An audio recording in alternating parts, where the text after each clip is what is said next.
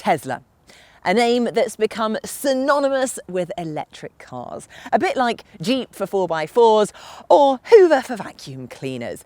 It's a company that doesn't have any petrol or diesel engines anywhere in its range. A company which probably deserves some sort of game changer merit badge for making electric cars go far enough to be truly practical, and then making sure you can actually charge them up, thanks to the unparalleled Tesla supercharger network. They really are quite good, but they always have been a very premium and expensive way of owning a pure electric car. The Model S and Model X ain't cheap, but that has changed. You see that? Well, that is the Model 3, and it's a more affordable Tesla. Now notice that I didn't actually say the word cheap. The Model 3 is a smaller, more reasonable Tesla, and it competes with cars that we would actually buy, like a decent spec 3 Series, rather than the bargain stuff. Now, the least expensive one is £38,500 for the standard range. Plus, it has a single motor, rear-wheel drive, and it does 254 miles of range. It's about half the price of the other Teslas. And it's still pretty quick, 0 to 60 miles an hour in 5.5 seconds. Not bad. And then top speeds of 140 miles per hour. Now, of course, this being a Tesla, there are faster models available, much faster in fact. The £52,000 performance gets 2 motors, one for each axle, giving it 4-wheel drive. It also has a bigger battery, so you get 329 miles range and supercar speeds. It gets you from 0 to 60 miles an hour in just over 3 seconds. And given the fact that we have the car here with us now, I think it would be rude not to test it. Hold on to your hats, kids, because this is the launching of Tesla.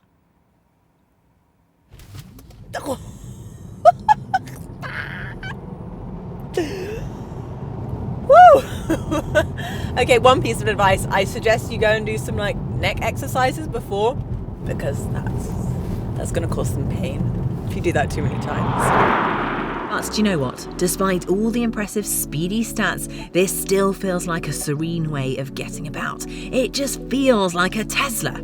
The outside is modern, but not particularly flashy, although it does look a bit like a suspicious frog from the front. Wouldn't you agree? As you'd expect, we have the boot in the back. Oh, Ginny, I have just found your secret stash of penguins. Unbelievable. And a frunk, which has to be my favourite word in the car dictionary, in the front for a bit of extra space.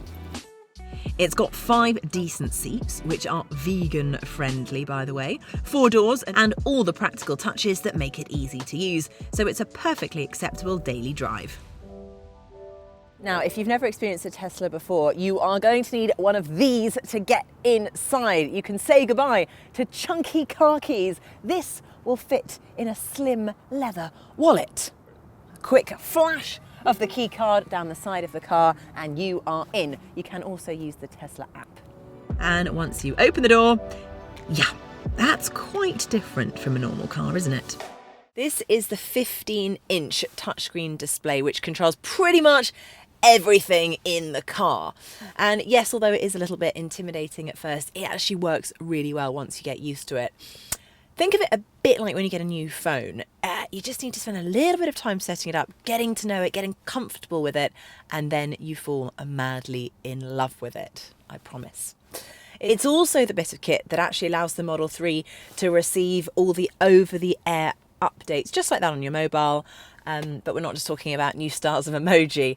No, OTA can actually give you efficiency and performance enhancements, which is really useful. And of course, fart mode.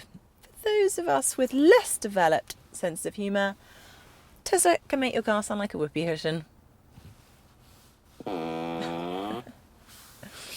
Sorry, I mean, seriously. Woo! Better open the window. But what's it actually like to drive? Well, excellent, that's what.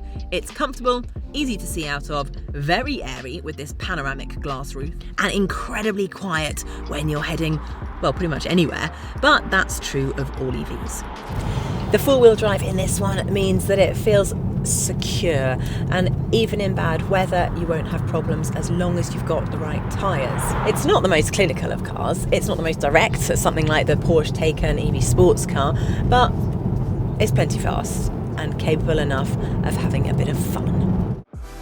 All in all, it's damn impressive. There's also loads of gadgets, which is surely why some people fall so in love with Tesla as a company. There's autopilot for helping you drive when things are, well, a bit boring, though you still have to be on point and ready to take over should the need arise. And it is still an option, so you do have to pay for it. There's also auto park and auto lane change, which are pretty self-explanatory.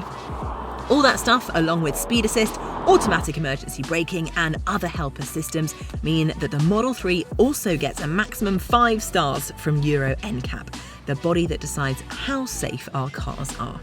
The other good thing is that you never seem to get bored of driving it. It feels genuinely futuristic and somehow a little bit zen at the same time. I think you can say goodbye to road rage and hello mindfulness.